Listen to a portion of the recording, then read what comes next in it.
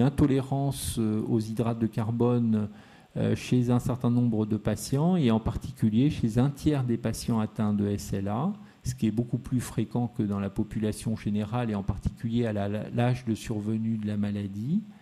Ce n'est pas lié à la sévérité de la maladie, et c'est associé à une augmentation des acides gras libres. Alors l'hypermétabolisme dans la maladie, on en a parlé dans les projets. Nous, on avait mis en évidence il y a plusieurs années qu'il y a un hypermétabolisme de repos. On a confirmé avec Benoît Funalo qu'en tous les cas, dans les formes familiales de maladie, lorsqu'on faisait des calorimétries indirectes chez les patients présentant ces formes familiales, on retrouvait chez tous les patients un hypermétabolisme, et qu'en plus cet hypermétabolisme est extrêmement précoce dans la maladie, alors que dans les formes dites sporadiques, il y a à peu près un patient sur deux qui présente cet hypermétabolisme, ce qui prouve aussi là l'intérêt du projet transversal de penser qu'il y a peut-être des sous-groupes de malades avec des différences fondamentales, même sur le plan de la physiopathologie de la maladie. Donc l'idée, évidemment, de l'hypermétabolisme, je vous l'ai dit tout à l'heure, c'est de développer d'éventuelles cibles thérapeutiques. La deuxième chose, c'est est-ce qu'un hypermétabolisme musculaire peut induire une dégénérescence des motoneurones ? Ben oui, parce que c'est justement à la base d'un des projets de l'équipe de Dupuis.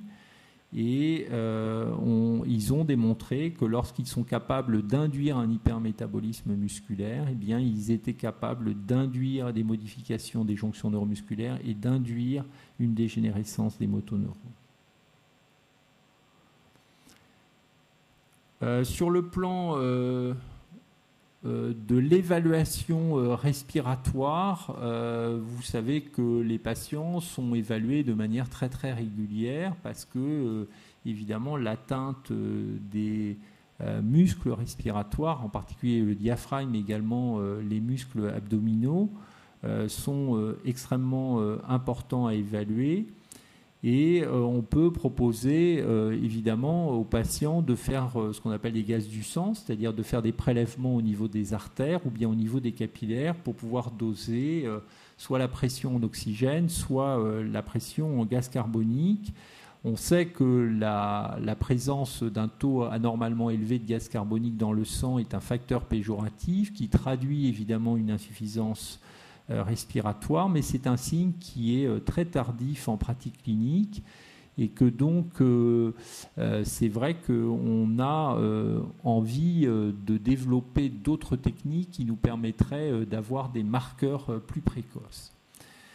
Cette étude a étudié des patients qui étaient hypercapniques, dont 85 patients, dont 28 étaient appareillés.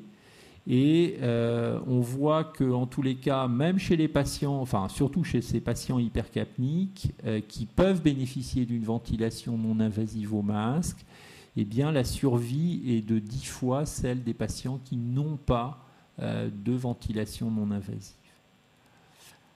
L'idée, c'est évidemment de se dire si on a un effet éventuellement protecteur, l'introduction de la VNI, lorsqu'elle est mise en place de manière relativement précoce, et vous savez que dans les guidelines américaines et même dans la conférence, disons, de consensus française, on avait fixé un cut-off qui est un peu arbitraire, qui est un cut-off de 50% pour la capacité vitale. Mais il semble que si on peut proposer la VNI avec une capacité vitale qui est plus élevée, eh bien on a un effet qui est supérieur en termes de survie que lorsqu'on est à ce cut-off de 50%.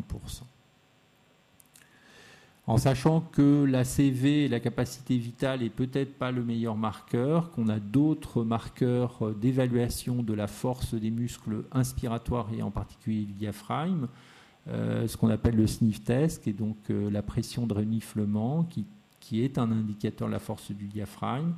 et que, en tous les cas, il faut absolument que cette évaluation soit faite de manière systématique, et ça, je pense que maintenant, c'est vraiment rentré en pratique clinique courante, d'évaluation complète, de manière trimestrielle, avec des échelles cliniques de dyspnée qui permettent d'avoir des indications qui sont également très fortes pour la prise en charge des troubles respiratoires.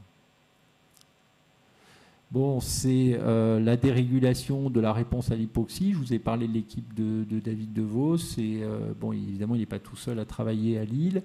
Et ils ont donc démontré que la réponse cellulaire à l'hypoxie est altérée dans la maladie. L'idée, évidemment, derrière, ce qui n'est pas facile à mettre en place, qui est peut-être pas facile non plus à accepter pour les patients, éventuellement, serait de réfléchir peut-être à une prise en charge respiratoire plus précoce et avec peut-être un effet neuroprotecteur, éventuellement avec des cibles thérapeutiques différentes comme un traitement par le VEGF. Sur le plan épidémiologique, quoi de neuf ? Depuis ces dernières années, ce qui a été mis en place au niveau européen, c'est la création de registres donc, qui permettent de colliger tous les cas incidents de la maladie.